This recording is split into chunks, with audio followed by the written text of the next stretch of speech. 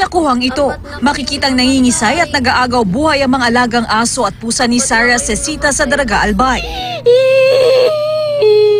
Ang asong si Brownie, sinubukan pang i-revive sa pamamagitan ng pagpapakain ng itlog.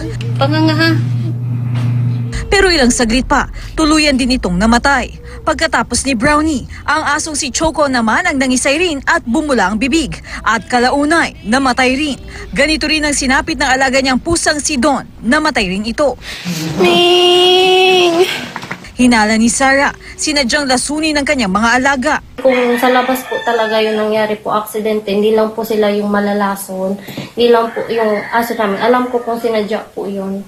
Masakit ito para kay Sarah dahil itinuturing na niyang miyembro ng pamilya ang mga alaga. Kinondina naman ng Philippine Animal Welfare Society ang insidente.